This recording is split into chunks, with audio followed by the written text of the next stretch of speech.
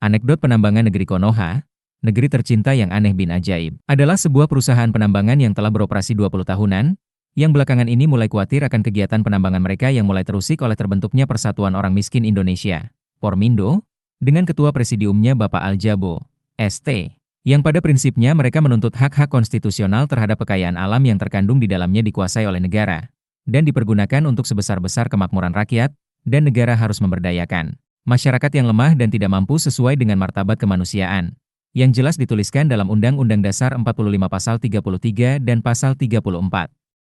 Menurut Aljabo, orang miskin Konoha itu tidak pernah menerima dana tunai sebagai bagian dari kepemilikan bersama atas kekayaan yang terkandung dalam bumi Konoha.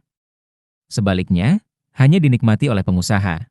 Dan celakanya pengusahanya yang paling serakah yang paling menikmati kekayaan ini. Waktu zaman pemerintahan Bapak Presiden Santoloyo, uang tunai pernah diberikan yang dikenal dengan istilah BLT atau bantuan langsung tunai, tetapi asal uang BLT ini bukan diambil dari tabungan negara atas kepemilikan masyarakat terhadap kekayaan sumber daya alam, melainkan didapatkan dari utang luar negeri dengan bunga selangit dan aturan tidak adil buat kaum miskin Papa Konoha. Oleh karena itu, Pormindo bekerja sama dengan warga lokal, baik yang merupakan pemilik lahan yang ditambang yang terdampak secara ekonomi akibat kegiatan penambangan, mengajukan tuntutan, agar mereka akan dapat meminta langsung fee kepemilikan lahan tambang kepada pengusaha penambangan di daerah di mana lokasi penambangan berada, yang dianggap sebagai bagian dari pelaksanaan Undang-Undang Dasar 45 Pasal 33 dan 34 tanpa melalui pusat kebohongan dan pusat masalah yang ada di wilayah pusat perizinan ibu kota Konoha. Perusahaan penambangan ini juga khawatir dengan adanya aturan baru untuk ekspor batu bara yang akan dilakukan oleh BUMN khusus, yaitu PT Dana Siluman Sumber Masalah Indonesia atau PT DSI, dengan pemenuhan kewajiban pasar domestik (Domestic Market Obligation) atau DMO sebesar minimal 25% dari total produksi masing-masing perusahaan. Ini dapat mengancam keberlangsungan energi di negara kami. Karena itu, untuk mengantisipasi kedua hal di atas, perusahaan ini telah menyiapkan tim suap kelas kakap yang akan melakukan negosiasi besar-besaran, khususnya menyangkut besaran suap yang akan diterima, agar masing-masing pihak dapat puas akan besaran suap yang akan diperoleh, asalkan kedua rencana di atas dapat dibatalkan, atau minimal ditunda selama 2 tahun ke depan. Kami telah membentuk tim suap ini akan bertugas melakukan negosiasi kepada para politikus rakus yang tidak pernah puas terhadap kekayaannya, juga melakukan negosiasi terhadap para pengusaha serakah yang tidak berperikeadilan, dan negosiasi kepada Bapak Aljabo ST agar tidak meneruskan kegiatannya. Mudah-mudahan rencana penyuapan ini dapat berjalan dengan baik karena kami punya banyak pengalaman terhadap suap menyuap ini, dan kami juga punya dana yang besar untuk dipakai dalam proses penyuapan ini. Demikian penjelasan dari Mr. Teamokir dari Negara Bambu Hijau saat ditanya oleh wartawan Anekadot Senin 1 Juni 2026. Di sisi lain, Ketua Presidium Pormindo, Bapak Aljabo, mengusulkan kepada pemerintahan Konoha agar lebih memperhatikan sepak terjang para pengusaha atau pemilik modal, terkhusus pengusaha yang mengelola kekayaan sumber daya alam, karena mereka adalah pihak yang berpotensi paling besar merusak lingkungan dan juga merusak sendi-sendi kehidupan bernegara, atas kemampuan keuangan yang mereka miliki yang sangat besar yang hampir mendekati anggaran pendapat belanja negara. Bahkan melalui kemampuan keuangan mereka ini, mereka dapat mengatur siapa yang akan menjadi presiden di negara Konoha selanjutnya. Mereka dapat menggunakan cara-cara jahat untuk memperoleh dokumen perizinan, membayar siapa saja asal kemauan mereka terpenuhi, dalam hal menjarah kekayaan alam bangsa Konoha, ataupun berkoalisi dengan politikus rakus. Oleh karena itu diperlukan ketahanan mental, dedikasi dan cinta tanah air dari para pengawas lapangan, otoritas yuridis dan masyarakat lokal agar tidak terpengaruh oleh besaran suap dan fasilitas VIP yang ditawarkan oleh mereka. Hanya dengan membangun kesadaran bersama atas tanah air yang diperjuangkan oleh darah dan air mata oleh para pahlawan, semua elemen bangsa dapat mencegah terjadinya praktek penambangan dan pengelolaan kekayaan alam Konoha. Karena itu, Ketua Presidium Persatuan Orang Miskin Indonesia, Bapak Aljabo menegaskan 3 hal penting. Pertama, negara wajib membatasi nilai kapitalisasi konglomerasi grup perusahaan dengan batas maksimal 1%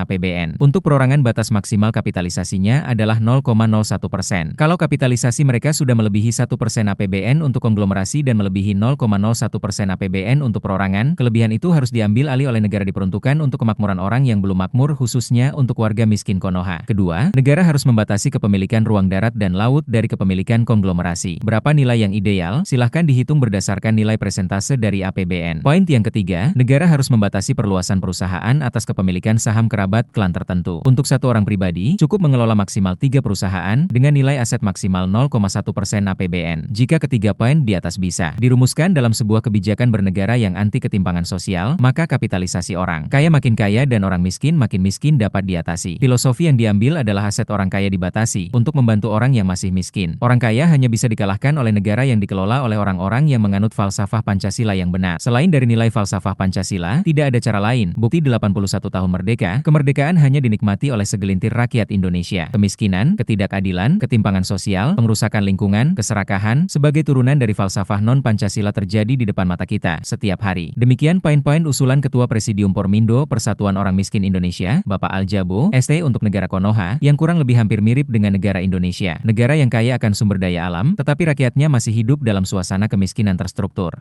Salam Aneka.